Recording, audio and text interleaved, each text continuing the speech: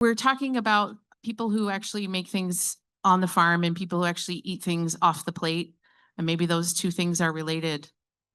We'd like to take a broader scope approach to what is happening in our world and maybe begin to connect the dots between what is happening at a producer level, what is happening at a consumer level, and the global impact or the global weight that that may have. So we are going to start our panel with none other than Kevin Elmy.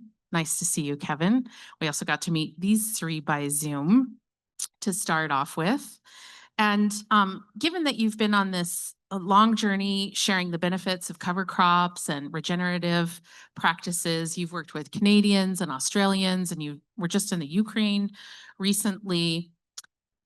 What are you seeing in terms of linking those regenerative production practices to markets and then onto consumers? And within that, can you tell us a little bit more about what you do? Yeah. What do I do? That's a good question. Sean, what do I do? I cause troubles in some circles.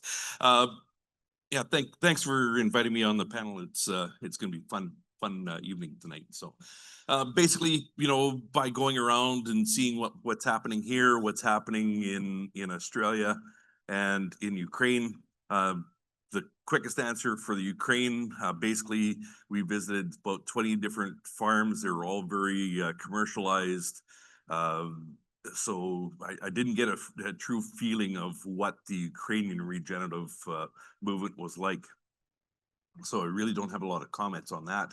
On the flip side, Dr. Sharma, she introduced me to some of the producers that were doing regenerative practices in Ukraine. Unbelievable what they can do. And once again, it sure helps having 4 feet of a horizon. They're the breadbasket of the world. So they were doing some really incredible things regeneratively on the fields that we didn't look at. So when we start talking about Australia, they don't have this thing called -40. So that creates a bunch of new opportunities from the standpoint of, we were talking earlier out in the foyer about, pasture raised eggs.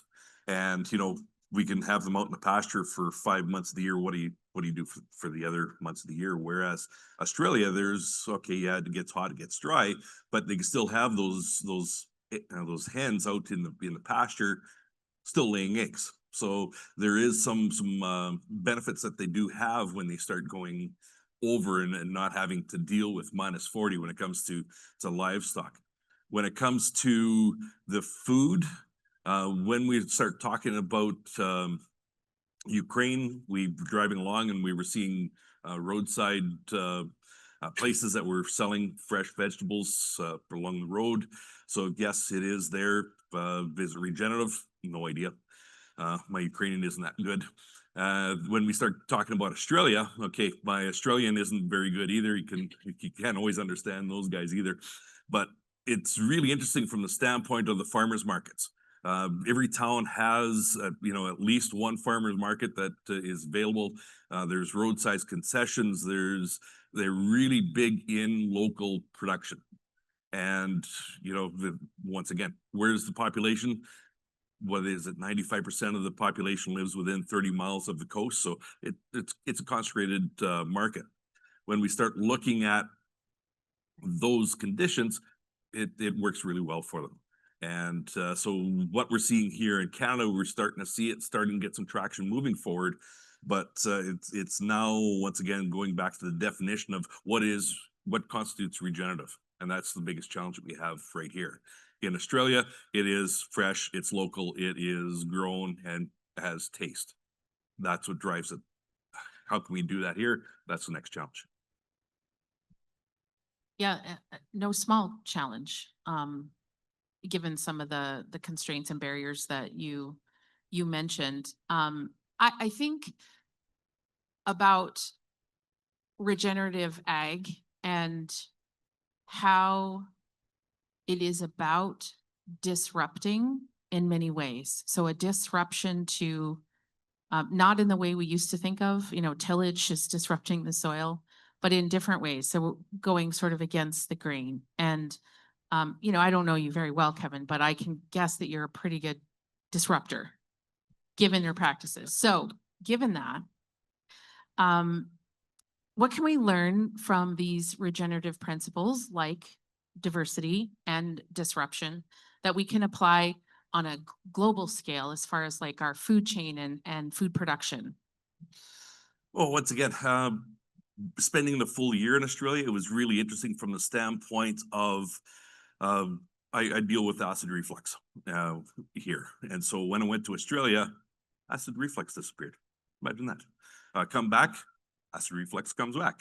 So, okay, so I had to reevaluate food sources, food choices, all of those things. And okay, I think I'm getting closer to be back on track for a better diet, better healthy lifestyle. But when we start looking at Australia, when you walk into the vegetable markets, the fruit, the smells were incredible. And the reason why is because it was picked this morning. It's fresh. It wasn't picked and treated with chemicals and stored so it didn't over mature going in. It was picked at its peak. And on our farm, when we were the girls were going through university, the thing that we were doing is I was helping them out by growing some sweet corn, and I was growing the sweet corn regeneratively. People would come back to us and say they've never tasted corn like that in their lives. And this is where we have to have these tastes. We first eat with our eyes, so it has to be looking appealing. But when we have that cob of corn, or I was in a fish market in Edmonton last week, and this woman went up to the butcher and said these were the best steaks she's had in her life, and she's been eating beef all of her life, but the ones wherever you get your beef from, these are awesome steaks. And so it is that whole for fulfillment. When you have food, it should nourish. If you just eat and eat, well, once again, when you look at our animals, when we have our animals and they're eating and they're not satisfied, what's wrong? It's their diet. Once we have proper nutrition, we have that balanced diet, now we can be content. And that's when we're content, then we're going to be happier. And when we look at, the social problems we have in the world, it's going back to our diet. We're not getting satisfied from the food that we're consuming that is over processed, and we don't know where it's coming from. That reminds me of what Stuart was talking about, that, when you eat good food, you might actually interact with people in a different way. Oh, our gut biome. There's more microbes in our system than we have human cells. So all of these cravings we have are due to our gut microbiome. And when we're feeding it garbage, we're going to be grumpy. We're going to be plumping out. We're not going to be, we're going to have problems. And when we have proper nutrition, we're eating good food, we could identify what we're eating. Now we're going to be happy. We're going to be smarter, maybe, but we're going to be more functional.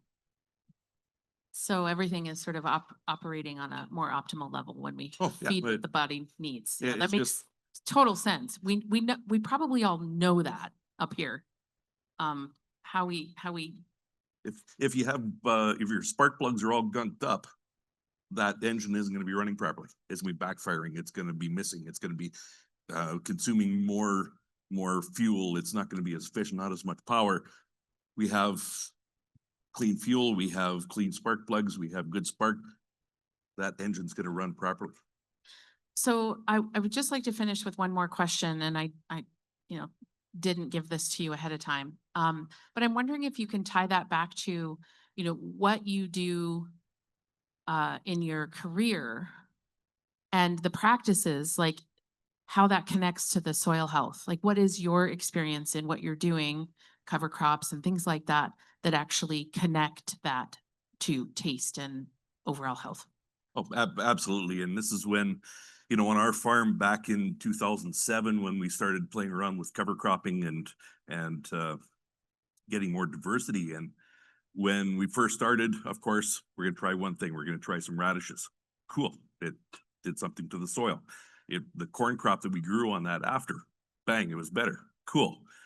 Now we're gonna add oats and radish. Then we're gonna go millet, oats, and crimson clover, radish and crimson clover. Then we're gonna add, so we added more and more diversity. And what we find is when we add more diversity, just like our diet, my daughter has a friend that all he eats is hot dogs. How's that for nutrition? Guess what? There's some mental issues in there that, we'd be crazy to eat hot dog all the time, probably. But there's problems when he's under stress. He doesn't function properly. And so when we have these soils and we're feeding them monocultures, they're not functioning properly. So we get degradation of our resource that we're trying to make a living on. So when we start talking about regenerative, we need the plant diversity. That's one thing. We need that living root. We need to fix that carbon cycle. And when we look at, the whole thing of nutrition, one of the researchers, I forget which one said it, is we are carbon-based creatures, and we gain our nutrition through carbon-based nutrition. As soon as we add, I make the joke about on a hot day, it's great sitting underneath the shade of a tree and having a tall glass of nitrate. It doesn't make sense. The way we get our nitrogen is through protein. We get it through all these different things. So when we look at fixing the system and creating diversity, creating a functioning system, it's getting this carbon flowing. It isn't, zero till was supposed to be the cure of sick soils because, we're retaining moisture, we're doing this, we're doing that. But when we have dead carbon there, that's not functioning. And this is where most people, they're finding is once we get these green plants, we get the photosynthesis going, we get the carbon flowing, we start getting functioning systems. It's not allowing that carbon flow to stop. That's one of the huge keys that we have. And it isn't just carbon from one plant. We need the different plants because they have different types of carbon molecules that they are cycling to get that microbiome in the soil, get those microbes more diverse, more resilient. Thank you. I knew I'd turn on a tap there. That's awesome. Thanks for sharing. And I really appreciate the comment about the diversity because I think diversity is not just in the soil. It's not just in the species of plants. It is in community. It's all around us. And, as humanity, as soon as we see that diversity is valuable everywhere, I think is when we're actually winning. I'll pass it over to you, Dana. Thank you. So, Rick Clark, we're so lucky to have you here. You've been farming regeneratively, and we're going to get to hear more about that tomorrow. But you've been featured in the film Common Ground, and we've got these films like Kiss the Ground and The Biggest Little Farm. And, we've really are starting to get the public's ear about all of this. What do you think the world needs to hear about all of this? Yeah, well, first of all, good evening. Thank you. Thanks for having me come from the United States. I appreciate being here very much. So thank you very much. Yeah, it's, there's times where I feel like the momentum of the regenerative movement is maybe slowing a little bit. Because I believe there are people out there that are wanting to see outcomes. Are these outcomes real? I mean, we hear the stories, we're doing all these things, we're planting 18 species of cocktails. That's all sounds great, but is it truly giving benefit to the farmer in a financial manner? And unfortunately, that's how a lot of this is looked at. It's no different than looking at a farmer's success is based on the yields they get. That's the wrong way to look at it. A farmer's success needs to be based on the ROI that they're obtaining on every acre of ground that they're either producing an animal on or producing a row crop on or whatever it is they're producing. And I feel like, and I can only talk from my sense and feeling of the United States. So I don't know what's happening here, and that's not my place to talk about. But I feel like what's going to have to happen to really gain major momentum is the group in the United States called MAHA is going to create a generational change in the consumer that is demanding a better food for their diet. And then when that occurs, that will stimulate the USDA in the United States to create the programs that the farmers are going to have to implement to be producing the food that is going to become healthier. That's how I see this working and going down. It's not going to happen straight out of the USDA. It's not. And I know that the world looks upon the United States as someone that is going to hopefully give direction on where we need to be going. And I hope that can happen. I've traveled a lot of the world like Kevin has. I'm sure there's other people in the room that have as well. I mean, what the South Africans are doing is amazing. Argentinians, I mean, in Argentina, 50% of the population is on poverty.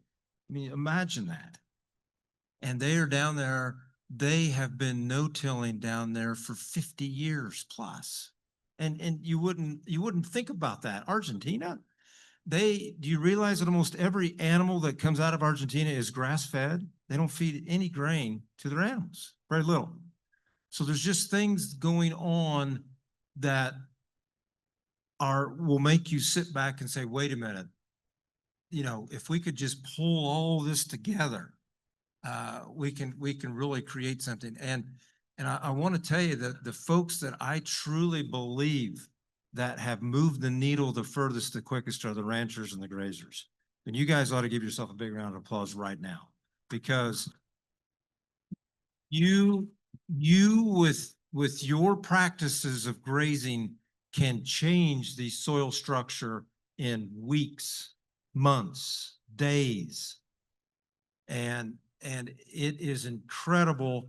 And I applaud you and I thank you for that. And take that home, because that's real. We have the cattle industry is under the microscope right now. Prices are high. Consumers are starting to get a little weary of paying such high dollar for their steaks.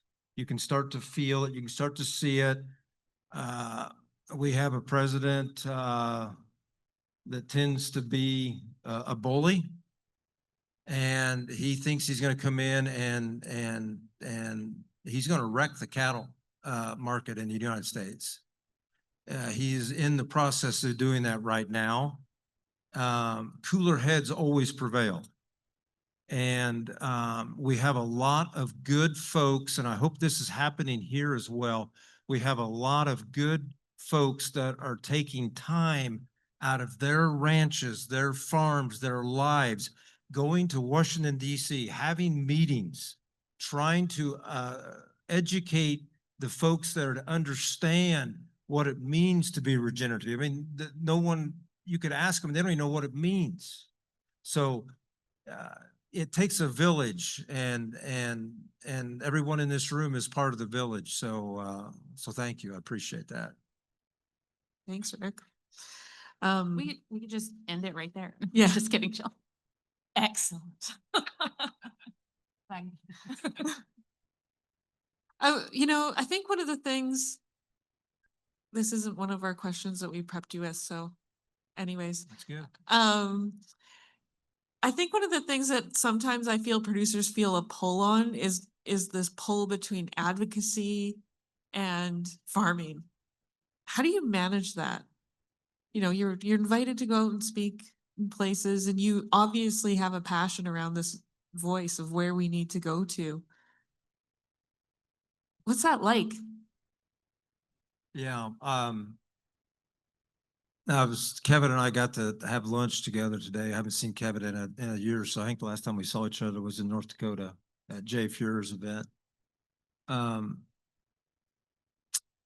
one of the greatest pleasures I get out of what I do is I get to go to other places in the world and see how people farm and see how people ranch. And I cannot tell you, I've never been to a place where I didn't learn something. I've already learned things here at this event. And that's what you're supposed to do. You're supposed to come to events like this. You're supposed to listen to the people that give their presentation, and you take one or two of their ideas and take them home. You don't, I'm coming from the United States. It looks and sounds really good what I've done on a piece of paper, but don't take my word for it. You have to go home and make the systems work in your context. Where are you on the journey? Where are you geographically? How much rainfall do you get? Are you in an arid environment? Do you get 30 inches of rain? I'm sorry, I speak in United States language here. What, 800 millimeters? How about that? Is that a number? So, I really enjoy what I do. I hope I'm answering your question.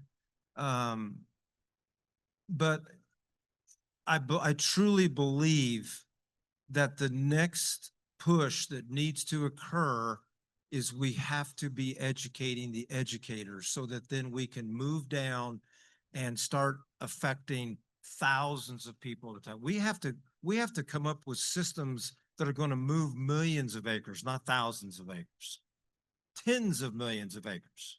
In the United States alone, for just easy math, there's about 180 million acres of corn and soybeans grown in the United States. When you look at the United States as a whole, there's almost 900 million acres of some type of production on. 900 million in just the United States.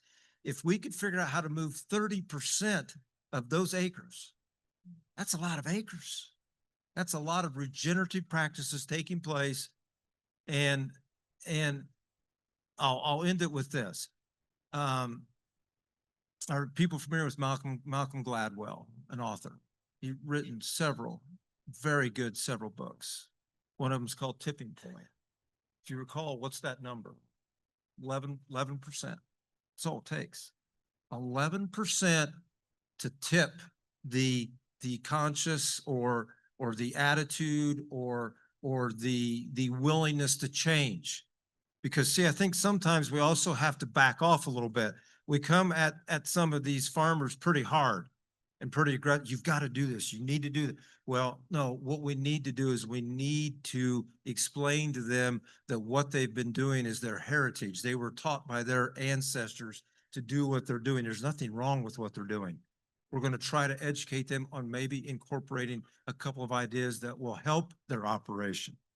Then we need to step back and let the tipping point occur. And then you will see it, because I've seen it. I've seen it in too many things with too many other ideas. Somebody in the community gets a new tillage tool. And what happens in 2 years? Everybody in the community's got the same tillage tool. So it's that same concept of letting the tipping point occur with the regenerative farming concept. Thanks so much, Rick. Yeah. I'm glad we're going to get to hear more of you tomorrow. Thank you. I appreciate it. Over to you. Do we want to ask the urgency question? Sure. Sorry. No, that's okay, because I think it follows suit to what he just said. All right. Go ahead. Oh, okay. So how do we manage the sense of urgency? So you said it was starting, you thought the regenerative movement was starting to wane off a little bit, and so is there a sense of urgency about how we do it? Although I just heard you say, like, we introduce some ideas and then we need to back off. So it's also about patience. So how do we manage this patience and urgency? When do we know when to push and when to step back? Yeah, well, first of all, and I apologize with names because I don't know anybody here, but the young lady right here that was on the panel earlier, yes, she said that she was going to stay with her direct sales no matter what. It's pretty much what I heard. I love that. They are committed to their beliefs. They've created change in their family. They are staying with that. That's what it's going to take. It's going to take digging in and hunkering down and being committed to what you know is the right thing. There, I had a thought come in and it's gone already. I lost it. But faith, prayer, all of these things should be part of your life. And we need to build the community that's being built in this room right here. I mean, I love walking into these, I love coming to Canada, I really do. You got your cowboy hats on and your cowboy, I love that. If I had a cowboy hat, I'd have one on, but I can't get myself to wear one. I don't know why. I just always worn one of these type of hats, but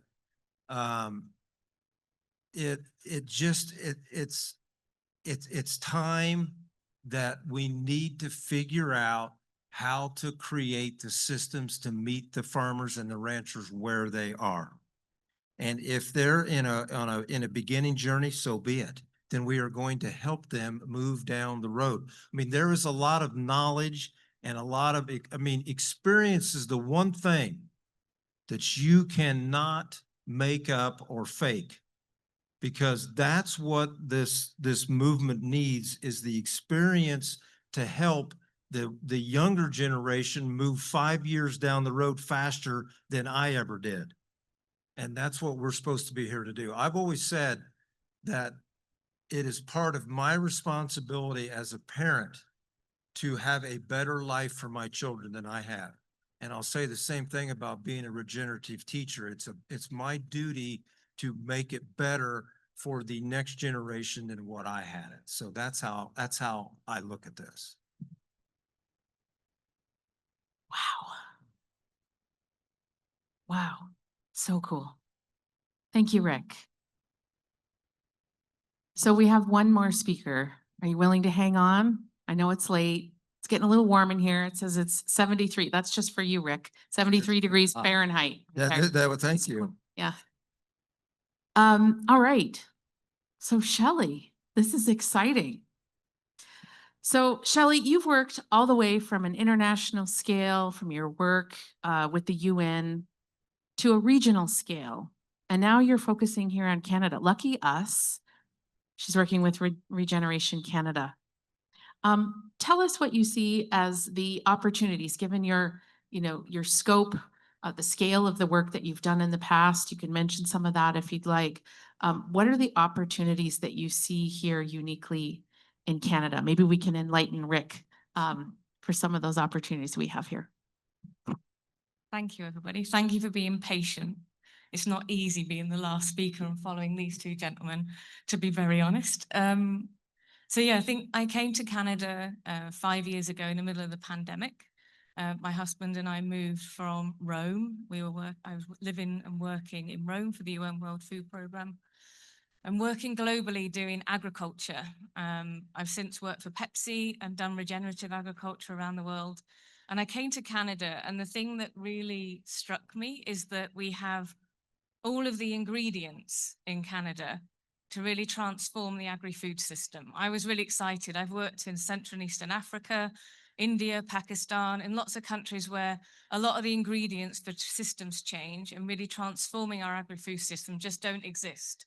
And I came here and I was so genuinely excited by the opportunity, and I'm still excited by the opportunity. And I don't know if I agree that the regenerative movement is slowing down. I'd like to think it's actually picking up a pace, and I'd like to think that in the face of wanting to build resilience, that actually regenerative agriculture can have its moment in the sun. And actually, if we're looking at building resilience at that system level, at the landscape level, at the farm level, I think we have that opportunity here in Canada. I genuinely do. I meet a lot, and I have met, and I'm really fortunate to do so. I've met lots of different producers who are really, really innovative, really adaptive, really, really agile and really responsive, and actually really willing to take risks. And I think that was something that I haven't seen as much in other parts of the world. And maybe there's a whole series of circumstances that make that so. But I also saw that there was lots of willing organizations there to provide that community and provide that support. And I do count ourselves within that in Regeneration Canada, but there's lots of others and lots of you in the room today. So I saw lots of opportunity and I saw lots of those ingredients, but I think something that I've seen all over the world is a lack of connection between the different parts of the agri-food system. And I think that's something that I've heard today that has really given me a lot of heart, is that sense of connection with the consumer, that connection with food, connection with how things are being grown, how things are being produced, that connecting of human health with soil health, with the food that's being produced. And I think something that I see in Canada is that all of these ingredients coming together, building that connection between all of them is going to be critical to really transform our agri-food system. I could go on, but I'll stop. I'm vibrating up here. I can't wait not only to hear Rick tomorrow, but I get a good portion of the day with Shelley tomorrow, and I'm gonna mine some of that beautiful ore and diamonds and things like that. Sorry, I'm just sort of at a loss for words. But one of the things that I thought of that you were talking about, the connection. So Dana and I talk about our community of practice, our, holistic management as mycorrhizal fungi. And how, we need something over here and we use our network to, go over there and find that information and bring it back to what we need and at the right time. So our network of people as mycorrhizal fungi, and I really do see throughout Canada or throughout the regen movement that it's gonna take a collective. We need to reconnect. So, if I can continue that analogy, we've been tilling and segmenting segregating ourselves and siloing ourselves.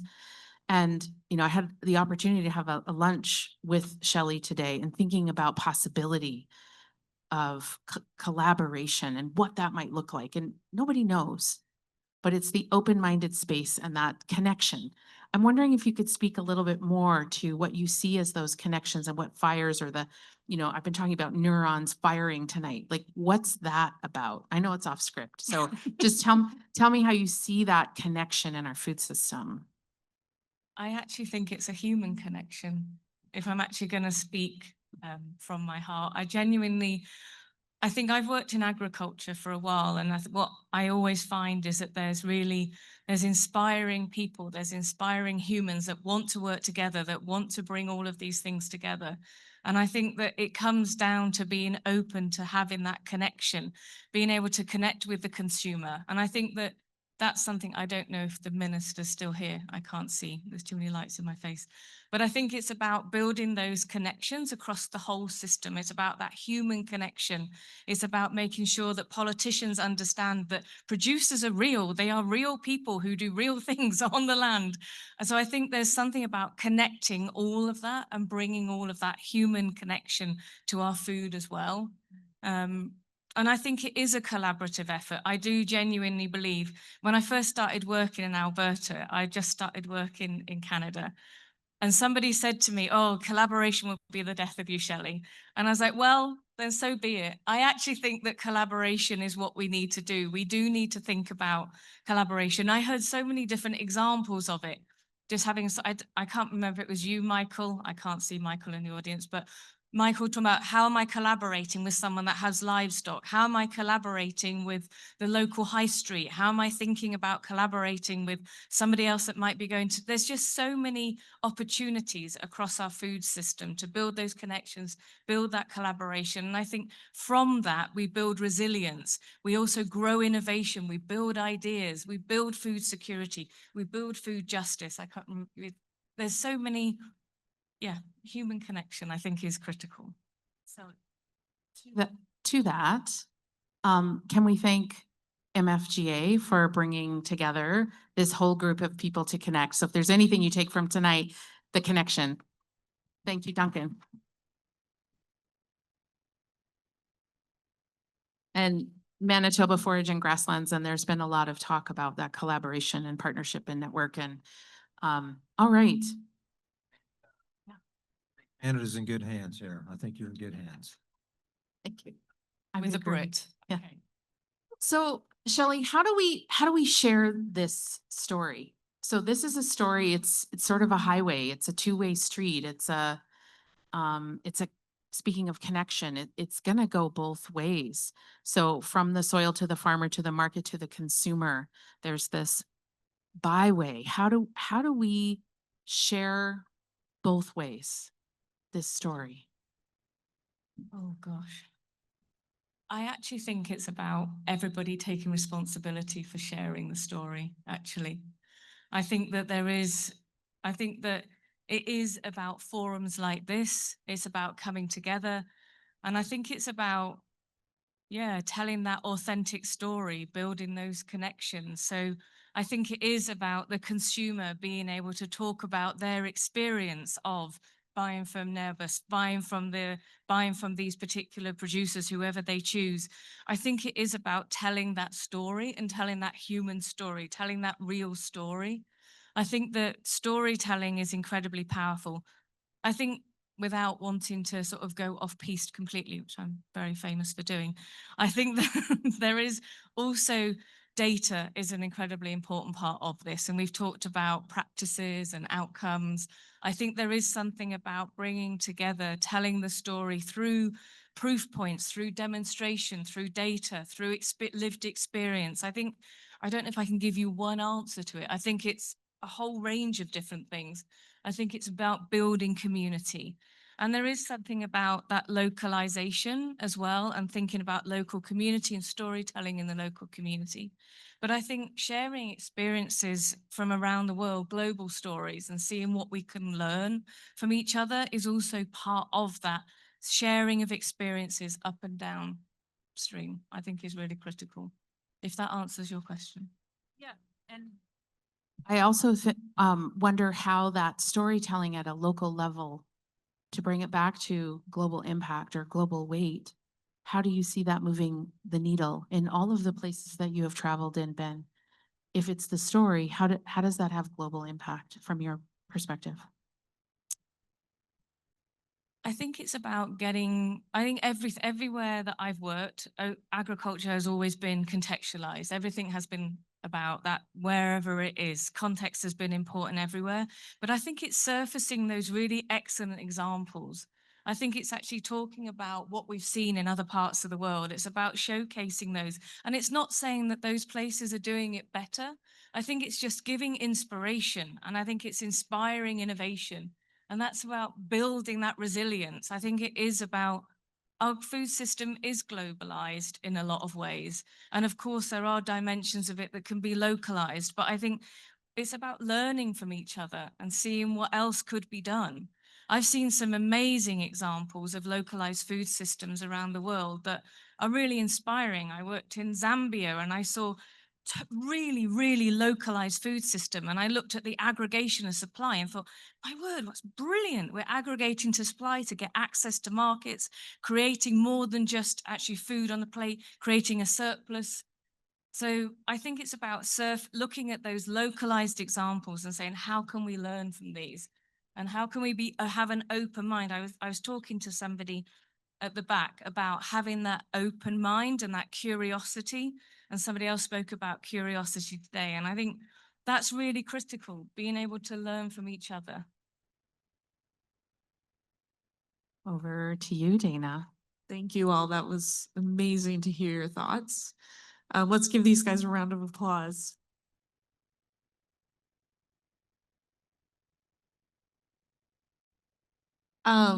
We're gonna do question and answer. We're gonna come out into so if you have a question, just raise your hand. We've got time for a few.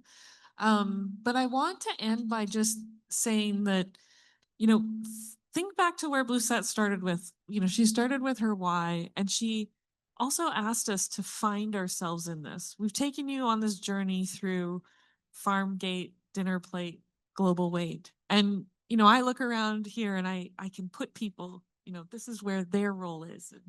But, dig down, where is your role in this? Maybe you see yourself in just one of those panels, themes. Maybe you see yourself in all of it. I think for me, one of the things that I'm really walking away with is I had a conversation with somebody too yesterday about complexity. This work feels very complex. This was a big topic that we were tasked with to talk about, and I hope you feel that. And the thing about complexity is that we can manage complexity. It's doable. We know ways of doing it. We just need to step in. So for me, that's my next step. And maybe you have a next step out of this of, figuring out what your role is and how you can participate in it. But I just feel like, we got to just step into that complexity and get comfortable with it and learn about it. So with that, we'll invite the other two panels to just come up in the wings or wherever you feel comfortable standing. So we'll have the farm gate panel over here and the dinner plate panel over here, and we're looking for questions. So raise your hand. Do you have a question about What just happened? Don't go in front of the speaker. Everybody's going to get feedback and slam their hands on their ears. Questions about big things, about local things, about how that chain of information goes up and down. Question. It's a big topic. Dana, did you have one in your pocket? I don't know. We might have. I'll You got start. one? Yeah, I'll start us off. It's late in the evening. I know people are running on the last of their supper. One of the things that I'd like to ask our global panel here is that you were able to hear from the local producers and you were able to hear from consumers who are using the production or the direct marketing to maybe fuel, whether they produce it themselves or they're purchasing to fuel their body. And you've heard from Jaden, who talks about that in a biological and physiological way. What I'm wondering is from maybe Rick, if you could answer this question. So you farm a considerable amount of acres in the Midwest in the US, and you've talked about how things are changing a little bit. Is your experience in the US similar to what you've heard here on our Canadian panels? You've also talked a little bit about politics, which is not where I want to go necessarily, but things are shifting, right? Things are shifting a little bit. So I'd like to hear from your perspective. Are you seeing things happen similarly in the US? And is there learnings that Canada can have from that? Or do you think that maybe Canada has something to offer to the US? And I'm sorry, I'm going to interrupt you one more time. I am a US citizen living in Canada, so I can, pick on both countries. Yeah, I got to make sure I can get back in, so I got to be careful here. Yeah, when I come here, I see the same kind of advancements, but I see it happening across more acres than I see in the United States. Does that make sense? So yeah, I think both sides can learn from each other. But I also know folks that are extremely successful with the direct marketing, and I know folks that have tried direct marketing and have moved away from direct marketing. I mean, I see this exact same parallels that are happening in the United States that I see and heard here today. Again, the borders need to come down. We all need to just help each other. There's a group that you're part of that I have been asked to speak on, and I have. It's on Sunday nights. Those are the types of things that are going on around the world.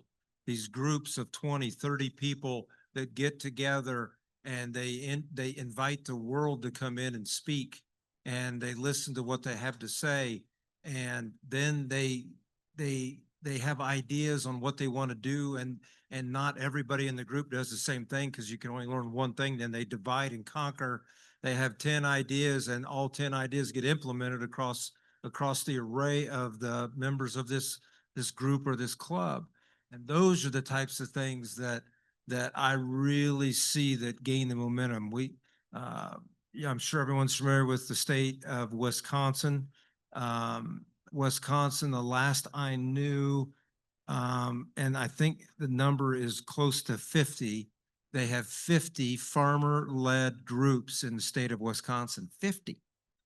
That's incredible. And that is how they move the message throughout their state. So I hope I'm answering your question, but we all need to forget that there's a border between Canada, the United States, and Mexico and the rest of the world, and come together and implement the ideas that are working. And like I said, we're reaching a point where people are wanting the outcome. What is the outcome of this regenerative? Everybody talks about it, but is it really better for the farmer?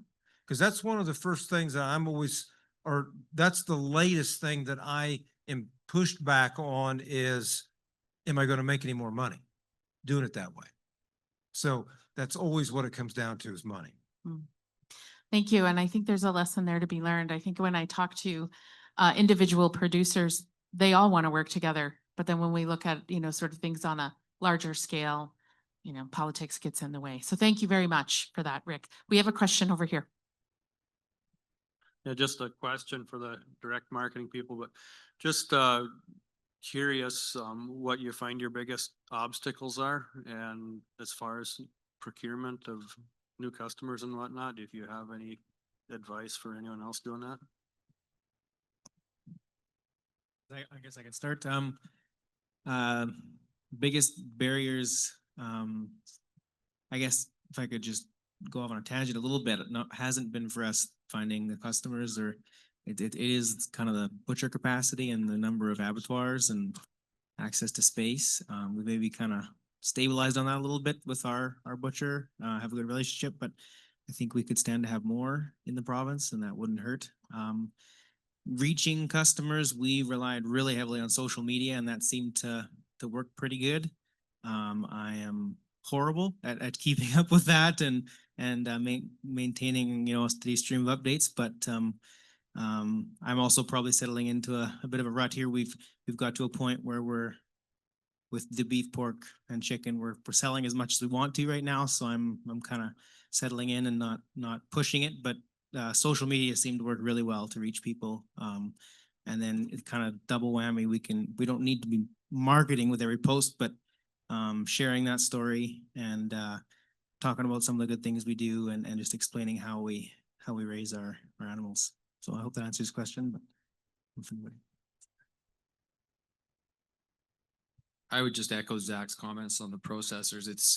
We have to go 2.5 hours in any direction to find a provincially inspected plant from where we are. And then we're right on the Manitoba-Saskatchewan border. That adds another level of complexity because we can't sell into Saskatchewan with Manitoba inspected products. Saskatchewan residents can come to Manitoba and buy it from us, but we can't go across the border and sell it. It would be nice to have a butcher shop in every small town like we used to have, but that's just not reality anymore. So that's a big struggle. I think the other thing too is in terms of on a consumer level is I really thought when we started our shop that it was kind of a build it and they will come model. And some people came, but not as many people as I would like to have come. But I think to educate customers on scale, like they think you're taking out the middleman, so you should be way cheaper. Well, it doesn't work that way. When we take our animals to the butcher, it costs us more on an individual animal basis because we don't have the scale of Cargill and Tyson and all those other companies like that. So it's a struggle to educate customers on stuff like that. And then also on grass-fed, it's, they don't really understand it, especially in a rural environment where it's kind of we call it conventional, whatever you want to call it, modern industrial farming, that in rural areas that farming has just been accepted the way it is, and feedlot beef and grain finished beef is the way it's supposed to be. So when you have a new product like grass-fed, it's difficult to convey that message about what the product is and why it might be different, why it might be better. And so that's another struggle for us. Michelle, did you have something you wanted to add? Again, I'm just going to echo the issues with processing capacity, and it's something that, yeah, I really hope we can see change. There are was interesting. We were speaking to a fellow that was from the US at our table a little bit earlier, and he was speaking about some of the differences with, in the US with regulations and, the number of birds they're allowed to raise pastured poultry and such is quite different than here. That's another thing that we've come up against. And I just think that when I think about some of the barriers, the marketing part is really hard. It is, but I think that once you get your name out there, it's actually one of the easier parts. And people will talk, like, even just word of mouth, people telling their friends and family, that part doesn't feel like as big a barrier, honestly, than the, having the resources to start this kind of business, especially if you are first generation. Some of my good friends that are doing this type of farming, direct marketing, are starting really from scratch, and it's extremely difficult financially, and building up the infrastructure. You have all these freezers, and you have to figure out, you have even just things like how much, when we live 3 hours away from the city, how many times do we need to go to make it, how many dollars do we need to make it worth it? We're filling, this trailer with as much as we can, and just capacity in so many ways, and resources and infrastructure, and then regulations, a lot seems to come down to that. And I think that they are important and they're there for a reason, but yeah, we need lots more collaboration with the folks on that front to help more processors come up and not come against so much red tape that they can't, increase their capacity, because there's a lot of potential there. There's a lot of people that want to be farming. And sorry, I guess the last thing there too is just the price of land. And, I would love to raise more cattle, but I can't afford to buy land, even in our area that has very marginal land.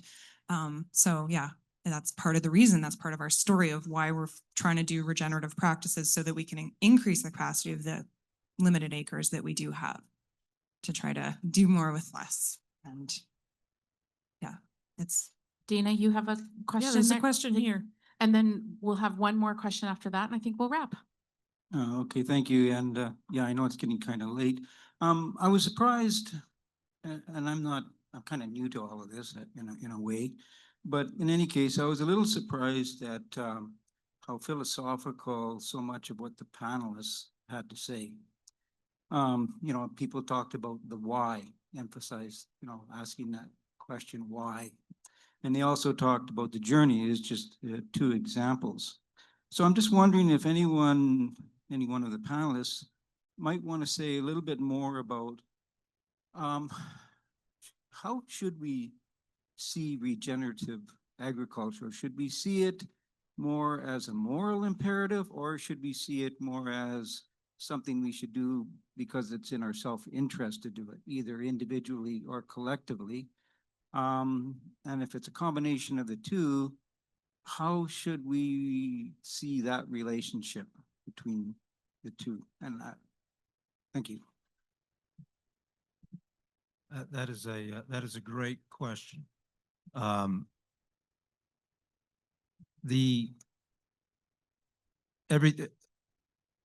going to say yes to both things that you asked. Which is it? It's both of them.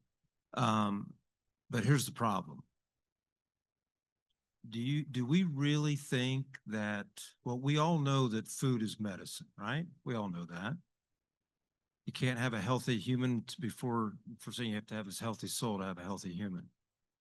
Do we really think that big pharma and big ag is going to just roll over and let their businesses just die because we're going to make all the people in the world more healthy? That's not going to happen. I don't mean to be a cynic here, but that's just not going to happen. So we have to learn how to get everybody in the room and get everybody as happy as we can make them. We need to make healthier food to have healthier humans, so then our cost of medical can go down. I mean, I am self-employed, like I'm sure most everybody in this room is. In the United States, I am paying about $2,800 a month for health insurance. And that is not sustainable. So we've got to figure out it is I would say it's more of a moral imperative than anything. Does anyone else want to make a comment before we go to our next? Kevin? One of the things I've been frontline on with a lot of people who come up and say, okay, tell me about the regenerative, how do we change? It's gonna be internal. Everybody's gonna have a different motivation. And that's where having the conversation with the people, finding out what's important. Some people are, I need to improve my profitability today, so this way I can farm again tomorrow. The next one will come and say, I want to produce better food. Next one says, I want my kids to be able to farm. And this is where, to find that motivation to come out and say, this is the recipe. There isn't a recipe for conversion, for lack of a better term, for adoption. When we go through, it is what's important. And that important thing, that level of importance that you've identified is what's going to be motivating you. And so if we're having discussion and you're telling me that you want to produce more beef, less input, okay, we do that, but your profitability isn't good, well, that's still a loss. Maybe it is a win. And that's what's really important, to find out what these goals are, what's important.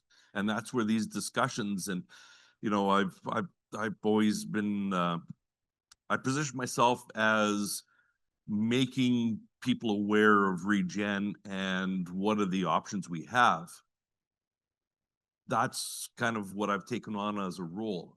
When we go through and we start having those, and so having a talk in front of the number of people here, assuming that no one was regen ag and they were here to find out, it's really difficult to find out what is the goal of the group, because everybody's going to be different. Everybody's going to have different constraints, different goals, different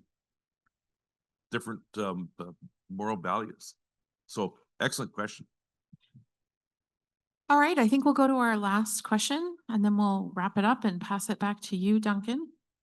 Sheldon. Thanks. So just open question to any of you, but we've heard already that it's about the almighty dollar in the end, right? It's about the value or the health of our business that enables us to be sustainable. But we also heard about a dollar is not a dollar, a calorie is not a calorie, and there's a lot of other things that need to be considered. The moral aspect of what we're doing and what it means for the next generations, as well as the fact that we're producing a lifestyle for our families at the same time that we're producing an income that we survive on. We're producing healthy food for lots of different kinds of people. And so the basket of things that we actually produce as regenerative producers, including nutrient density, is much more complex than just an almighty dollar. And then, so the question is, how do you feel about the vacancy on the panel about the topic of regenerative finance that does help producers like that, who deliver products like that and like yours to the marketplace, and allowing the people that want those products to participate in the finance stack rather than just as a consumer who pays a premium for a special product? Who wants to take a stab at that?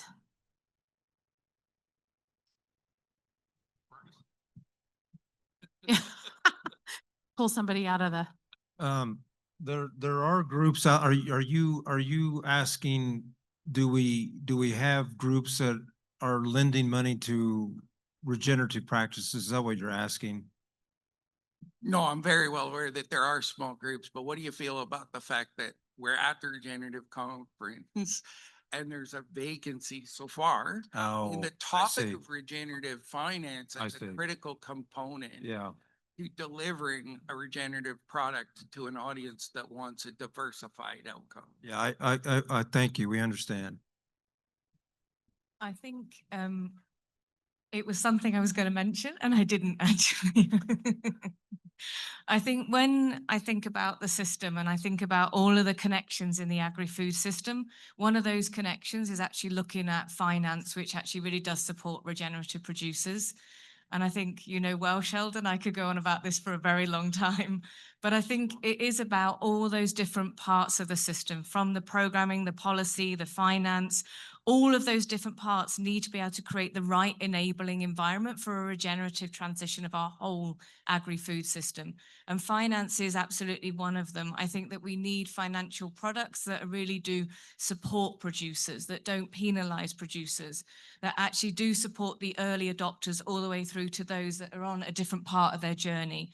I do think we need to rethink a lot of our financial systems in that sense. I think we need to think about the types of investment that is actually going into agriculture that can support that transition all the way through. So it's not just investment that's there, that's debt financing based investment. It's not just for a year, it actually supports the whole transition. So if that's 5, 7, 10 years, I think that's really important. So yeah, I think it is a big gap. And I do see that there is movement and there is change. I think even since I moved to Canada 5 years ago, I have seen a lot more emphasis being placed on the role of impact investing, the way of blended finance coming to the fore, seeing that other financial institutions starting to think about the role that they might have in actually creating new products that are going to be supporting producers. I think there does need to be a lot more work done in this realm. So yeah, I think it needs to be, it shouldn't be disconnected from policy and from programming. And I think I keep coming back to connections because I think the whole system needs to work together as one rather than all of these individual parts. So financial products can't be developed without connecting with producers and understanding the realities that producers face on the ground. Those products need to be grounded in that. But we also need to understand the realities of how consumer trends are changing. So I think that it's finance that is informed by the realities across the whole system that can really enable that system level change. Great, thanks so much. I think we'll wrap it up there unless Blue Sun is asking another question. I want to No, but I did have a few words. Are you Go done? ahead. Do you, okay. Some final thoughts, people. It was a long 2 hours, but it kind of flew by. I don't know if that was your experience, but just as a little reminder, we heard Zach talk about family. We heard Aaron talk about correcting food systems. We heard Michelle talk about food justice.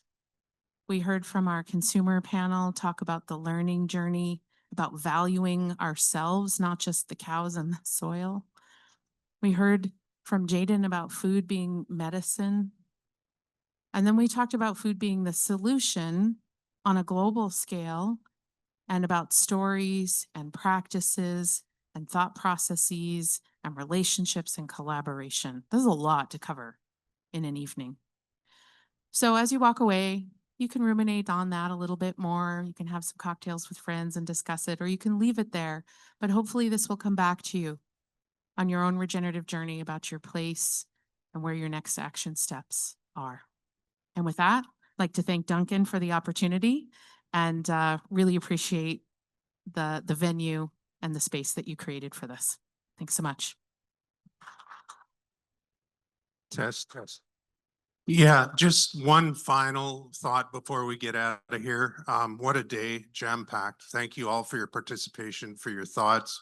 The panels, I can't say enough about what a great job you did.